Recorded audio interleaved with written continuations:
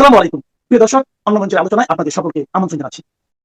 চলতি বছরের 24শে জানুয়ারি ভারতের দিল্লিতে সাংবাদিকদের একটি অনুষ্ঠানে বাংলাদেশের সাবেক প্রধানমন্ত্রী শেখ হাসিনার একটি রেকর্ড করা অডিও ভাষণ শোনানো হয়েছিল। সেই অডিও বার্তায় মোহাম্মদ ইউনূসকে তোপ দাগিয়ে নিশানা করেছিলেন শেখ হাসিনা। ক্ষমতা দখলের অভিযোগের পাশাপাশি ইউনূসের সরকারকে তীব্র আক্রমণ করেছিলেন। একটি রেকর্ডেড অডিও বার্তা প্রচার নিয়ে তখন বাংলাদেশের অন্তর্বর্তী সরকার তীব্র প্রতিক্রিয়া দেখিয়েছিল। 7 মাসের মাথায় বাংলাদেশের সাবেক প্রধানমন্ত্রী আবারও দিল্লিতে সাংবাদিকদের অনুষ্ঠানে বক্তব্য দিতে পারেন এমন খবর এরই মধ্যে ভারত ও বাংলাদেশের সংবাদ মাধ্যমে প্রকাশিত হয়েছে। এবার বক্তব্য প্রচার বা দেওয়ার আগেই নড়ে চড়ে বসেছে বর্তমান ক্ষমতাসীন সরকার। দেশটির প্রধানমন্ত্রীর পররাষ্ট্র উপদেষ্টা শেখ হাসিনার রাজনৈতিক বক্তব্য থামাতে ভারতের সাহায্য চেয়েছেন। সোমবার ঢাকায় নিযুক্ত ভারতীয় হাই কমিশনার দীনেশ ত্রিদেবী দেখা করতে গিয়েছিলেন তারেক রহমানের পররাষ্ট্র উপদেষ্টার সাথে। সে বৈঠক শেষে বাংলাদেশের পররাষ্ট্র মন্ত্রণালয় থেকে বিজ্ঞপ্তি দিয়ে জানানো হয়েছে, ভারতে বসে শেখ হাসিনা সহ আওয়ামী লীগের নেতারা যাতে কোনো রাজনৈতিক কর্মকাণ্ড চালাতে না পারে কিংবা বক্তব্য দিতে না পারে সেজন্য ভারতের সহযোগিতা চাওয়া হয়েছে। অবশ্য ভারতীয় হাইকমিশন এই বৈঠক নিয়ে যে ফেসবুক পোস্ট দিয়েছে সেখানে এর কোনো উল্লেখ নেই। প্রশ্ন হলো, দিল্লিতে বসে শেখ হাসিনার অডিও বার্তা প্রচারের আগাম খবরে বাংলাদেশ সরকার এতটা বিচলিত কেন? সোমবার সকালে যেখানে দেশটির পররাষ্ট্র প্রতিমন্ত্রী বলেছেন কার কাছে আপত্তি জানাবেন সেটি জানেন না, আবার স্বরাষ্ট্রমন্ত্রী বলেছেন শেখ হাসিনার দল আওয়ামী লীগের কিছু করার মুরদ নেই, সেখানে দিন শেষে ভারতীয় হাই কমিশনারকে এমন অনুরোধ কেন? আবার গত 2 বছর ধরে বাংলাদেশ সরকারের পক্ষ থেকে এমন অনুরোধ বহুবার করা হলেও এতে কোনো ফল হয়নি। তারপরও এমন অনুরোধ কেন? বিস্তারিত জানতে চলুন যাওয়া যাক বিশ্লেষণে।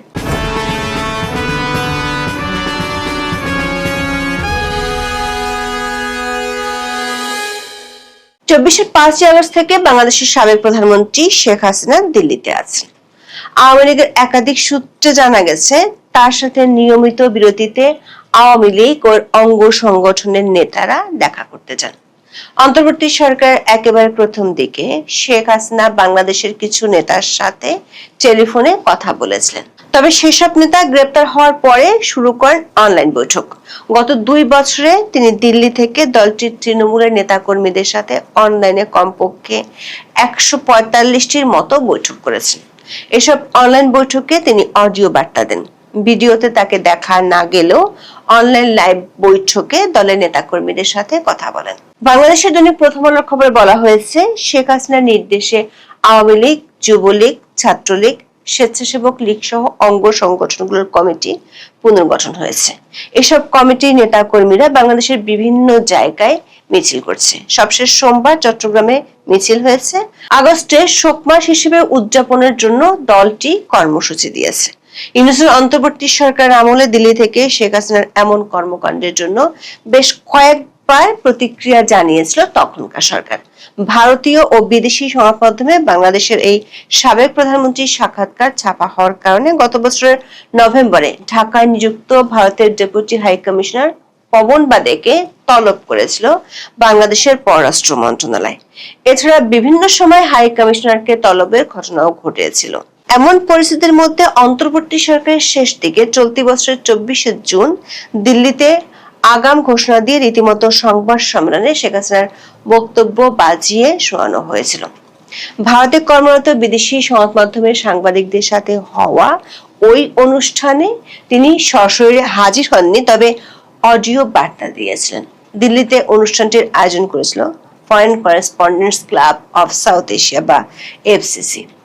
সেভ ডেমোক্রেসি ইন বাংলাদেশ অর্থাৎ বাংলাদেশে গণতন্ত্র বাঁচাও শীর্ষক ওই সেমিনারে বাংলাদেশের সাবেক প্রধানমন্ত্রী শেখ হাসিনার একটি রেকর্ড করা অডিও ভাষণ শোনানো হয়েছিল। তখন বাংলাদেশে ক্ষমতায় ছিল মোহাম্মদ ইউনূসের অন্তর্বর্তী সরকার। শেখ হাসিনার সেই অডিও বার্তা প্রচারের পর দিন মানে গত 25শে জানুয়ারি সংবাদ বিজ্ঞপ্তিতে ক্ষোভ ও বিস্ময় প্রকাশ করেছিল দেশটির পররাষ্ট্র মন্ত্রণালয়। 7 মাস পর একই সংগঠনের আয়োজনে আরো একটি অনুষ্ঠান আগামী 5ই আগস্ট হতে যাচ্ছে, যেখানে শেখ হাসিনা বক্তব্য দিবেন বলে সংবাদ মাধ্যমের খবরে বলা হয়েছে। এবারের খবরটির বিশেষ তাৎপর্য হলো আওয়ামী লীগের পতনের 2 বছর পর শেখ হাসিনা প্রথমবার কোনো অনুষ্ঠানে ভার্চুয়াল মাধ্যমে যুক্ত হতে যাচ্ছেন। মতবিনিময় সভায় আমন্ত্রণপত্রের বরাতে ভারতীয় সংবাদ মাধ্যমগুলোর খবরে বলা হয়েছে, অনুষ্ঠানে ভার্চুয়ালি শেখ হাসিনা তার ভবিষ্যৎ পরিকল্পনা এবং বাংলাদেশে ফিরে আসার প্রস্তাবিত সময়সূচি নিয়ে আলোচনা করবেন। এর আগে বার্তা সংস্থা রয়টার্স, এএপি এবং সম্প্রতি জাপানের বার্তা সংস্থা কিয়োডো নিউজকে দেওয়া পর 3টি সাক্ষাৎকারে শেখ হাসিনা আগামী ডিসেম্বর নাগাদ দেশে ফিরে আসার কথা বলেছিলেন। তিনি জানিয়েছেন দেশে ফিরে আদালতে আত্মসমর্পণ করতে চান। 5ই আগস্ট দিল্লিতে যে অনুষ্ঠানটি হওয়ার কথা রয়েছে সেটি সম্পর্কে ভারতীয় সংবাদ মাধ্যম এই সময় খবরে বলা হয়েছে, শেখ হাসিনার মিডিয়া টিম দাবি করেছে অনুষ্ঠানে উপস্থিত সাংবাদিকদের উদ্দেশ্যে সংক্ষিপ্ত ধন্যবাদ জানাবেন তিনি। মূলত বাংলাদেশের মিডিয়াগুলোতে শেখ হাসিনার বক্তব্য প্রচারে নিষেধাজ্ঞা আরোপ করা আছে। সেখানে আন্তর্জাতিক মিডিয়া যেভাবে ডিসেম্বরে তার দেশে ফেরার ঘোষণাকে ছড়িয়ে দিয়েছে, সেজন্য শেখ হাসিনা মনে করছেন আন্তর্জাতিক সংবাদ মাধ্যমকে ধন্যবাদ না জানালেই নয়। এদিকে অনুষ্ঠানটির আয়োজক এফসিসি সাউথ এশিয়ার সভাপতি ডক্টর ওয়াইল আওয়াদ বলেছেন, গণমাধ্যমে শেখ হাসিনা কথা বলায় ভারত সরকারের কোনো বাধা নেই। তিনি দাবি করেছেন বাংলাদেশ আন্তর্জাতিক অপরাধ ট্রাইব্যুনালে দণ্ডপ্রাপ্ত হওয়া সত্ত্বেও মত প্রকাশের স্বাধীনতা ও নিরপেক্ষ সাংবাদিকতার অংশ হিসেবে সাবেক এই প্রধানমন্ত্রীকে বক্তব্য দেওয়ার সুযোগ দেওয়া হচ্ছে। 5ই আগস্টের অনুষ্ঠানে শেখ হাসিনা দেশে ফেরার এবং তার ভবিষ্যৎ রাজনৈতিক দর্শনের ঘোষণা দেবেন বলে জানা গেছে। তবে তিনি সরাসরি উপস্থিত না হয়ে কেবল অডিওর মাধ্যমে যুক্ত থাকবেন বলে জানিয়েছে এফসিসির সাউথ এশিয়ার সভাপতি ডক্টর ওয়াইল আওয়াদ। এদিকে শেখ হাসিনা সাংবাদিকদের উদ্দেশ্যে দিল্লিতে এমন পাবলিক ফোরামে বক্তব্য দিবেন এ খবর চাওয়ার হওয়ার পর বাংলাদেশ সরকার বেশ নড়েচড়ে বসেছে। সোমবার বাংলাদেশের প্রধানমন্ত্রী তারেক রহমানের পররাষ্ট্র উপদেষ্টা হুমায়ুন কবিরের সাথে সৌজন্য সাক্ষাৎ করতে গিয়েছিলেন ঢাকায় নিযুক্ত ভারতীয় হাই কমিশনার দীনেশ ত্রিবেদী। যদিও মাত্র 4 দিন আগে দীনেশ ত্রিবেদী বাংলাদেশের পররাষ্ট্রমন্ত্রী খলিলুর রহমানের সাথে বৈঠক করেছিলেন। তার 2 দিনের মধ্যে একেবারে অপ্রত্যাশিতভাবে বৈঠক করেছিলেন ঢাকায় সফরে আসা মার্কিন প্রেসিডেন্ট ডোনাল্ড ট্রাম্পের বিশেষ দূত সার্জিও গোরের সাথে। সোমবার তেজগাঁয়ে প্রধানমন্ত্রীর কার্যালয়ে দীনেশ ত্রিবেদীর সাথে হুমায়ুন কবিরের বৈঠকটি অনুষ্ঠিত হয়। এই বৈঠক নিয়ে বাংলাদেশের পররাষ্ট্র মন্ত্রণালয়ের পক্ষ থেকে বিজ্ঞপ্তি দেওয়া হয়েছে। সেই বিজ্ঞপ্তিতে বলা হয়েছে, শেখ হাসিনা 5ই আগস্ট প্রকাশ্যে বক্তব্য রাখতে পারেন। সোশ্যাল মিডিয়ায় ছড়িয়ে পড়া এ খবর আলোচনায় উঠে আসে। এ বিষয়ে পররাষ্ট্র উপদেষ্টা হাই কমিশনারকে বলেছেন, শেখ হাসিনা সহ কার্যক্রম নিষিদ্ধ সংগঠনের কোনো ব্যক্তি যাতে ভারতের ভূখণ্ড ব্যবহার করে রাজনৈতিক বক্তব্য দেয়া বা বাংলাদেশের অভ্যন্তরে অস্থিতিশীলতা সৃষ্টির উদ্দেশ্যে কোনো কর্মকাণ্ড পরিচালনা করতে না পারে সে বিষয়ে ভারতের সহযোগিতা চাওয়া হয়েছে। পররাষ্ট্র উপদেষ্টাকে উদ্ধৃত করে পররাষ্ট্র মন্ত্রণালয় বলেছে, এ ধরনের কার্যক্রম দ্বিপক্ষীয় সম্পর্কের ইতিবাচক অগ্রগতিকে ক্ষতিগ্রস্ত করতে পারে। বাংলাদেশের পররাষ্ট্র মন্ত্রণালয়ের ওই বিজ্ঞপ্তিতে আরো দাবি করা হয়েছে, ভারতের হাই কমিশনার বিষয়টি যথাযথভাবে বিবেচনা করে প্রয়োজনীয় খোঁজ খবর নেওয়া এবং এ বিষয়ে সচেষ্ট থাকার আশ্বাস দিয়েছেন। তবে পররাষ্ট্র উপদেষ্টার সঙ্গে হাই কমিশনারের সাক্ষাতের খবর দিয়ে ফেসবুকে একটি পোস্ট দিয়েছে ভারতীয় হাই কমিশন। সেখানে অবশ্য শেখ হাসিনা কিংবা আওয়ামী লীগকে নিয়ে কোনো কথা হয়েছে কিনা তার উল্লেখ নেই। ভারতীয় হাই কমিশনার পোস্টে বলা হয়েছে, তাদের আলোচনার কেন্দ্রে ছিল পারস্পরিক স্বার্থ ও পারস্পরিক কল্যাণের উপর ভিত্তি করে 2 প্রতিবেশী দেশের মধ্যে জনগণ কেন্দ্রিক সহযোগিতা বাড়ানো। হাই কমিশনার ভারত ও বাংলাদেশের জনগণের উন্নয়নমূলক আকাঙ্ক্ষা পূরণের লক্ষ্যে বাংলাদেশ সরকারের সাথে ইতিবাচকভাবে কাজ করার ক্ষেত্রে ভারতের অভিপ্রায়ের কথা পুনর্ব্যক্ত করেন। যদিও সন্ধ্যায় প্রেস বিজ্ঞপ্তি দিয়ে বাংলাদেশের পররাষ্ট্র মন্ত্রণালয় শেখ হাসিনার বক্তব্য দেওয়ার আগাম খবরে উদ্বেগ জানাচ্ছে। দিনের শুরুতে সরকারের দুজন মন্ত্রীর কাছে এ নিয়ে প্রতিক্রিয়া জানতে চেয়েছিলেন সাংবাদিকরা। আগামী 5ই আগস্ট দিল্লিতে শেখ হাসিনার বক্তব্য ঘিরে বাংলাদেশ সরকার আপত্তি জানাবে কি না সেই প্রশ্নে বাংলাদেশের পররাষ্ট্র প্রতিমন্ত্রী শামা ওবায়েদ সাংবাদিকদের বলেন, তারা আপত্তি কার কাছে জানাবেন। তিনি দাবি করেন, একটা নিষিদ্ধ সংগঠনের প্রধান কোথায় কি বলছেন না বলছেন বাংলাদেশ সরকারের সেই সময় নেই সেটার জবাব দেয়ার। অন্যদিকে স্বরাষ্ট্রমন্ত্রী সালাউদ্দিন আহমেদ দাবি করেছেন, 5ই আগস্ট কোনো তৎপরতা চালানোর মতো মুরদ নেই আওয়ামী লীগের। প্রশ্ন উঠেছে, সকালে দুইজন মন্ত্রীর এমন প্রতিক্রিয়ার পর সন্ধ্যায় কেন প্রধানমন্ত্রী তারেক রহমানের পররাষ্ট্র উপদেষ্টার প্রতিক্রিয়া জানানোর প্রয়োজন মনে করলো। আওয়ামী লীগের যদি কিছু করার ক্ষমতা না থাকে তাহলে সরকার বিচলিত হয়ে শেখ হাসিনার বক্তব্য থামাতে ভারত সরকারের সাহায্য চাইল কেন? আবার অন্তর্বর্তী সরকার আমলে একই রকম অনুরোধ বেশ কয়েকবার করা হয়েছিল। এমনকি ইউনূসের আমলে ভারতীয় হাই কমিশনারকে তলব করার রেকর্ডও করা হয়েছিল। ভারত সরকারের শীর্ষ মহল থেকে প্রতিবারই দাবি করা হয়েছে, ভারত অন্য কোনো দেশের নাগরিককে তার দেশে বসে রাজনৈতিক কর্মকাণ্ড চালানোর অনুমতি দেয় না। এমন তথ্য সবশেষ ভারতের লোকসভায় জমা দেয়া দেশটির পররাষ্ট্র মন্ত্রণালয় সংক্রান্ত সংসদীয় কমিটির রিপোর্টও বলা হয়েছে। তবে ভারত সরকার বিভিন্ন সময় এও দাবি করেছে শেখ হাসিনা দেশটিতে অতিথি হিসেবে আছেন। সংসদীয় কমিটির রিপোর্টেও তা বলা হয়েছে। অতিথি সামাজিক মাধ্যম ব্যবহার করা, বিভিন্ন অ্যাপ ব্যবহার করে তার যোগাযোগের স্বাধীনতায় বাধা দেওয়ার সংস্কৃতি দেশটিতে নেই বলে ভারতের শীর্ষ মহল থেকে বলা হয়েছে। বাংলাদেশ সরকারের শীর্ষ মহল একদিকে বলছে শেখ হাসিনা ও তার দলের তেমন কিছুই করার ক্ষমতা নেই, আবার আরেকদিকে পাবলিক ফোরামে শেখ হাসিনার অডিও বার্তা ঠেকাতে ভারত সরকারকে অনুরোধ করছে। রাজনৈতিক মহলে প্রশ্ন উঠেছে, শেখ হাসিনার দেশে ফেরার ঘোষণায় কি তাহলে সরকার বিচলিত? সরকারকে আশঙ্কা করছে ওই অডিও বার্তায় এমন কোনো ঘোষণা থাকতে পারে যেটি সরকারের উদ্বেগ আরো বাড়িয়ে দিতে পারে। এখন এ পর্যন্ত, সবাই ভালো থাকুন, সুস্থ থাকুন, নিরাপদে থাকুন। দেখা হবে আগামী পর্বে। আসসালামু আলাইকুম রহমতুল্লাহি ওয়া বারাকাতুহু। সম্মানিত দর্শক, অবস্থা দৃষ্টি মনে হচ্ছে মার্কিন সরকার বেঁকে বসেছে। বর্তমান সরকারের সঙ্গে আমেরিকার যে সম্পর্ক, তার যেটা ধারাবাহিকতা, যেটা ইনু জমানা থেকে শুরু হয়েছিল, সেই ধারাবাহিকতাটা এখন বজায় নেই।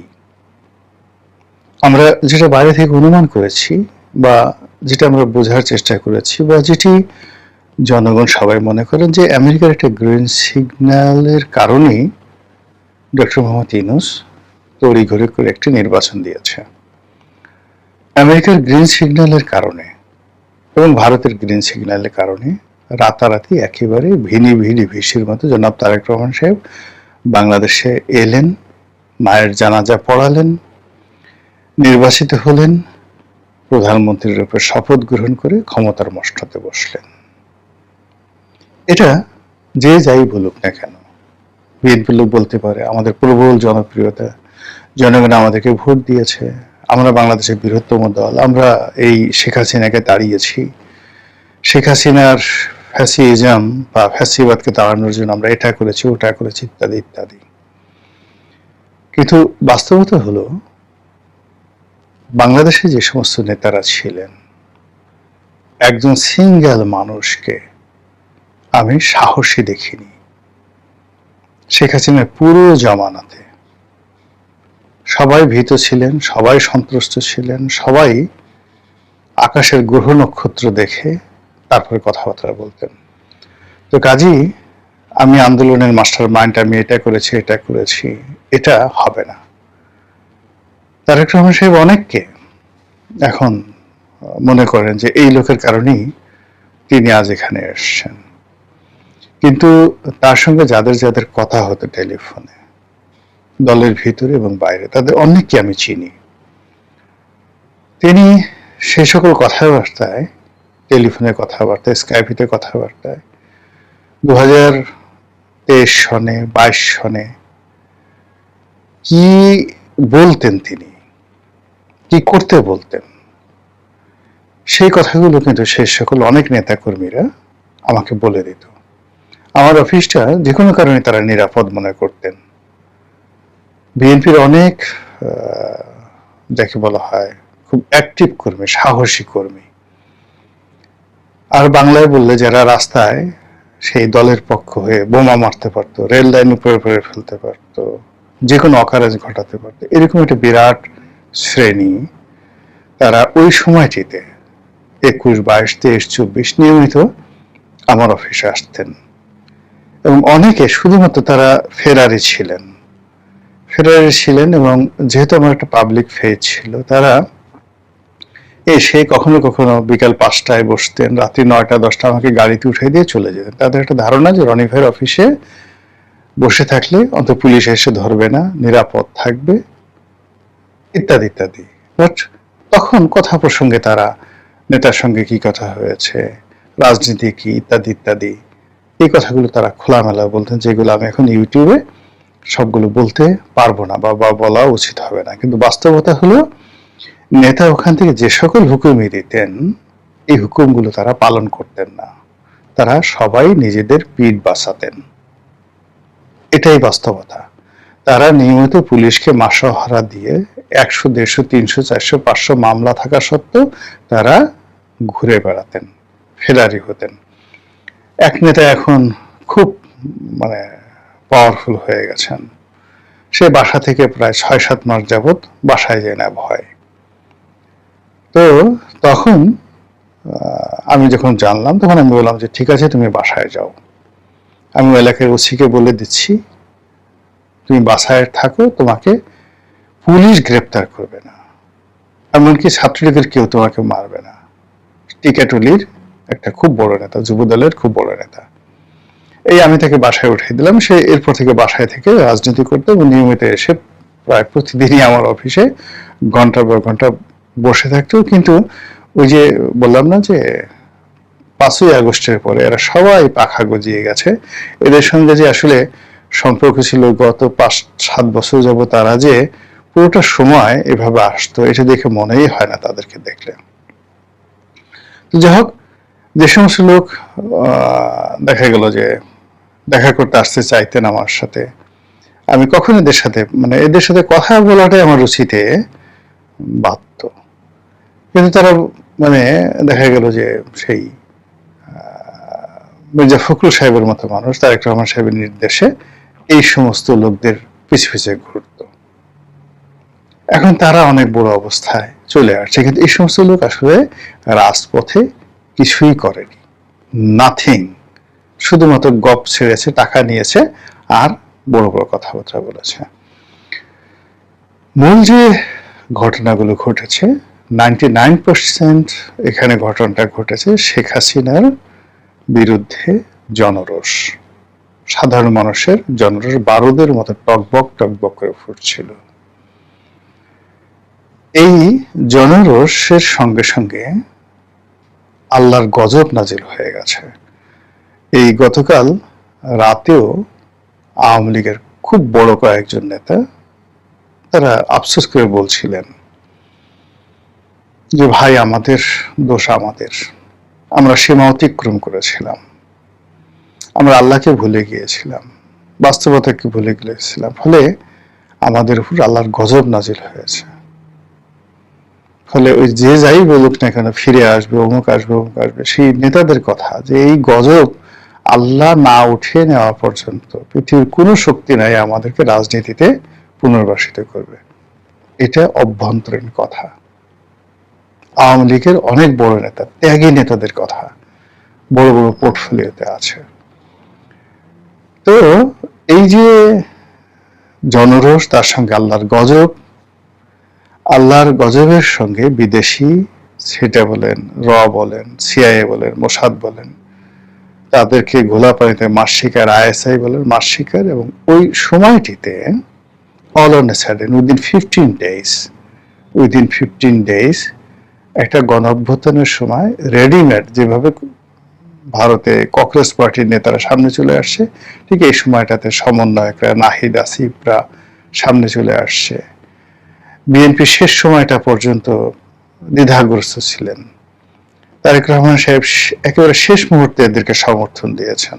বিএনপি চিন্তা করেছে যে আন্দোলন করছে, আন্দোলন যদি সমর্থন দেই তাহলে আন্দোলনের যাতে বলা হয় ভার্জিনিটি নষ্ট হবে, এই ছেলেগুলো আরো নির্যাতনের শিকার হবে, এই জন্য দেয়নি। জামাতের একই অবস্থা, জামাত আরো গুপ্ত অবস্থায় ছিল। ফলে এখন যারা বড় বড় কথা বলছেন, সেই বড় বড় কথা আসলে তারা মুখ আছে গাল আছে বলছেন, কিন্তু আমাদের সামনে টেবিলে 1 to 1 বলতে পারবেন না কেউ, নো ওয়ান। জামাতের কেউ বলতে পারবেন না, বিএনপির কেউ বলতে পারবেন না। আমি যদি জিজ্ঞাসা করি অমুক অমুক তারিখে আপনি কোথায় ছিলেন, কি করেছেন, বড় কথা বলার মতো এই দুটো দলে কেউ নেই। এখন যেহেতু তারা ক্ষমতায় আসছে, মাইক আছে, মাইকে বড় বড় কথা বলছে, কিন্তু ইন জেনারেল সবাই পলাতক ছিলেন। তো এই যে আমেরিকা, যেটা বলছিলাম যে শেষ মুহূর্তে যখন সবাই খেলছিল তখন আমেরিকাও খেলছে। আমেরিকা যে শেখ হাসিনার বিরুদ্ধে কিছু করতে পারছে, নট লাইক দ্যাট। আমেরিকার জো বাইডেনকে শেখ হাসিনা পাত্তা দিতেন না, পাত্তাই দিতেন না। হিলারি ক্লিন্টন, আল গোর, তারপর শেষে অন্যান্য যারা পররাষ্ট্রমন্ত্রী ছিলেন, কাউকে তিনি পাত্তা দিতেন না। বাংলাদেশে যে সকল রাষ্ট্রদূত ছিলেন, ডোনাল্ড লুমু, মানে এগুলোর উনি জাস্ট একটা পশমের মতো মনে করতেন না। তিনি যেভাবে বেশ কয়েকবার সেই পিটার ডি হাসকে রীতিমতো বোধহয় থাপ্পড় মারা বাকি রাখছেন, মারছেন কিনা তাও বলা যায় না। তাকে যে কয়েকবার ধাওয়া দেওয়া হয়েছে, যে কয়েকবার তার গাড়িতে ঢিল মারা হয়েছে, এটা আমেরিকা মানে একটা বেসিক্যালি তো দেখেন না ইরানের সাথে বেসিক্যালি একটা ভীতু, মানে একটা ভীতুর দলেরা এমনি খুব হাঙ্গি পাঙ্গি দেখাবে যখন ক্ষমতা থাকে, এটা করবো এটা করবো, কিন্তু আপনি যদি আস্তে মাইক টাইসনের মতো এটা মেরে দেন সঙ্গে সঙ্গে আপনাকে ভয় পেয়ে যাবে। সেইভাবে বাংলাদেশে যত রাষ্ট্রদূত আসছেন, সেই ড্যান ডাব্লিউ মজিনা থেকে শুরু করে সবাইকে তো দেখেছি, ঘনিষ্ঠভাবে দেখেছি, শেখ হাসিনাকে জমের মতো ভয় পেতেন। ডোনাল্ড লুমও এই যে শেখ হাসিনা মানে বাংলাদেশের যত সব আবর্জনা মাকড়া সাংবাদিক আছেন, তারপরে যে সমস্ত লোকজন এনজিওর যারা লোকজন আছে তাদেরকে কেউ চেনে না, এদের সাথে সারাদিনকে খাতির করতেন। আর শেখ হাসিনা ছাত্রলীগ দিয়ে এদেরকে ধাওয়া দিতেন, আর ধাওয়া খেয়ে তারা পররাষ্ট্র মন্ত্রণালয়ে আশ্রয় নিত, এবং শেষ পর্যন্ত তারা জীবন সংখ্যা এমন অবস্থা হয়ে গেল যে শেখ হাসিনা বললেন যে তোদেরকে আর আমি পুলিশও দেব না, একা ঘোর। পরে বিভিন্ন ভাবে দয়া ঠায়া করে বলে যে ঠিক আছে আনসার দেবো বা টাকা দিতে হবে, $200 $300 করে একটা বেতন নির্ধারণ করে দিলেন, এবং সেটা মেনে পিটার ডি হাসকে নিতে হলো। ফলে সেই পিটার ডি হাস হঠাৎ করে যদি বলেন যে আমরা একেবারে মায়ের ডাক দিয়ে এটা করে এইভাবে করে ফেলেছে, নট লাইক দ্যাট। মানে ঘটনা ঘটে গেছে, শেষ মুহূর্তে গিয়ে মঞ্চে দাঁড়াইছে সাহসী মানুষ। তো ওই সময়টাতে যদি গিয়ে ধরেন মঞ্চে আমি দাঁড়াতাম, যে সময়টাতে আসিফ নজরুল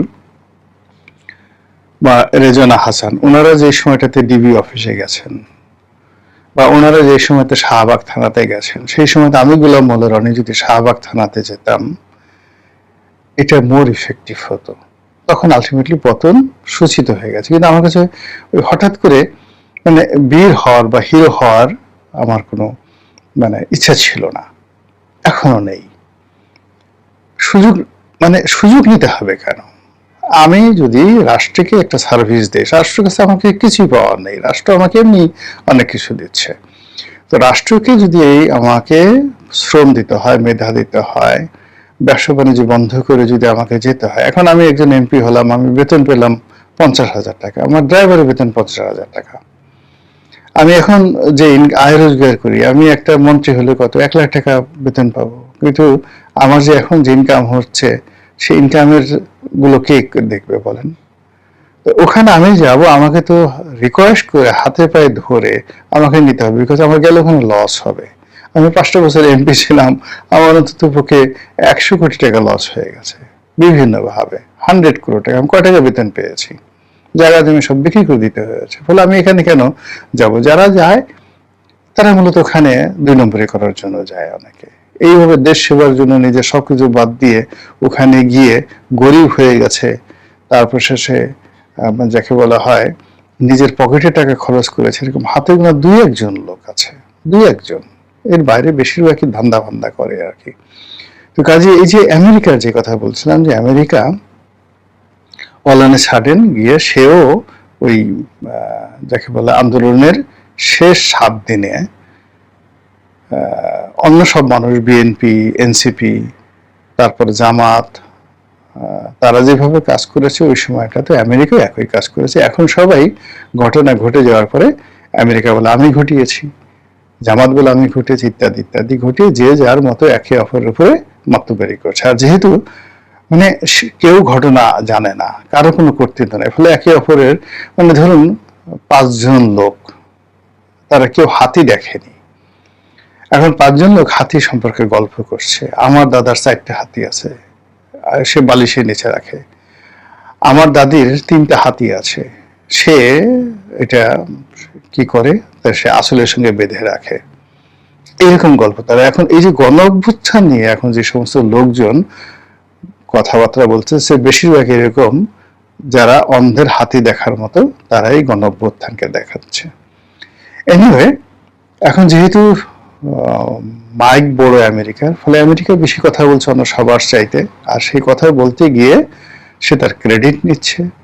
আর ক্রেডিট নিয়ে যেহেতু বাকি যারা আছে তাদের সবারই দুর্বলতা আছে, বিকজ এরা কন্টিনিউয়াসলি তাদের মানে এরা সব জায়গাতে বাতি জ্বালিয়েছে। এরা ডিজিএফ এর সাথে খাতির রেখেছে, এরা শেখ হাসিনার সাথে খাতির রেখেছে, এরা জেলারের সাথে খাতির রেখেছে, এরা থানা পুলিশ ওসির সাথে খাতির রেখেছে। ফলে এখন মানে সত্যিকার অর্থে তারা সবাই ভয় পাচ্ছে, আর সেই ভয়ের যে সুযোগটা, সেই সুযোগটা নিচ্ছে আমেরিকা। তো আমেরিকা সেই সুযোগটা নিয়ে তারা সরকারকে নিয়ে খেলছে। তারা আবার সেই ব্রেন ক্রিস্টেনসেন গিয়ে এনসিপির সাথে দেখা করছে। তো এই ব্রেন ক্রিস্টেনসেন এখন ওনার যে অবস্থা, ওনার চেয়ে পিটার ডি হাস কোনো অবস্থাতেই হীনমন্য ছিলেন না বা অযোগ্য ছিলেন না, কিন্তু অবস্থার কারণে এখন সে যেভাবে বুক ফুলে এনসিপি অফিসে আসছে, শেখ হাসিনার জমানা হলে ওই অফিসের সামনে গেলে একটা ধাওয়া দিয়ে দিত, কিন্তু এখন সে সেখানে যাচ্ছে আর সরকার ভয় পাচ্ছে। সে হয়তো এখন কর্নেল ওলির সাথে কথা বলছেন, জামাতের সাথে কথা বলছেন, কথা বলার সাথে সাথে এদের সবার গলায় ঝাঁজ তৈরি হয়ে যাচ্ছে। তবে এখানে একটা কথা আমি বলে রাখি, যে যাই বলুক না কেন, বাংলাদেশের রাজনীতিতে কর্নেল ওলি কিন্তু একটা জীবন্ত কিংবদন্তি। সে সাহসী, যথেষ্ট তার সাহস আছে। এই সাহসটি মূলত বাংলাদেশে দ্বিতীয় অন্য কারণেই। এখন আমি নাম বলবো না, সরকারের অনেক গুরুত্বপূর্ণ ব্যক্তি আছে, তারা হয়তো কর্নেল আছে, ব্রিগেডিয়ার আছে, মেজর জেনারেল আছে, কিন্তু শেখ হাসিনা পুরো জমানাতে ধারাবাহিকভাবে যদি কেউ সাহস দেখিয়ে থাকে, বুক ফুলিয়ে সাহস দেখিয়ে থাকে, সেটা কর্নেল ওলি। কাজী কর্নেল ওলি যে বলছে যে সরকারকে 7 দিনে ফেলে দিতে পারবো, সেটা তিনি হয়তো কৌশলগত কারণে জামাতের নাম, আমিরের নাম বলছেন, মামুনুল হকের নাম বলছে বা নাহিদের নাম বলছে, কিন্তু বেসিক্যালি সে অন্য কিছু ইন্ডিকেট করছে। He is the man. তার হাইয়েস্ট লেভেলে ভারতীয় গোয়েন্দা সংস্থার সাথে সম্পর্ক আছে, তার হাইয়েস্ট লেভেলে শেখ হাসিনার সাথে সম্পর্ক আছে, তার হাইয়েস্ট লেভেলে ক্যান্টনমেন্টের সাথে টিল নাও তার সম্পর্ক আছে। হাইয়েস্ট লেভেলে রাজনীতির যত রকম এই খুচরা খাসরি দল আছে, যত খুচরা খাসরি দল আছে, সবগুলোর সাথে কিন্তু কর্নেল ওলির একটা ব্যক্তিগত এবং পারিবারিক সম্পর্ক আছে। ফলে এই যে সে যে কথাগুলো বলে, যে তার কথা যে ঝাঁজ আসছে, এই ঝাঁজ যেন তেন ঝাঁজ না, এটা বোম্বাই মরিচের ঝাঁজ। সরকারকে কারণ খুঁজতে হবে এবং এই জিনিসগুলো সমাধান করতে হবে। আদারওয়াইজ এই শব্দ, এই ঝাঁজ যত বাড়বে, আমেরিকা যত শক্তিমত্তা দেখাবে, তত বেশি সরকার দুর্বল হয়ে পড়বে। মহান আল্লাহ আমাদের সবাইকে হেদায়েত দান করুন এবং হেফাজত করুন। আসসালামু আলাইকুম ওয়া রাহমাতুল্লাহি ওয়া বারাকাতুহু।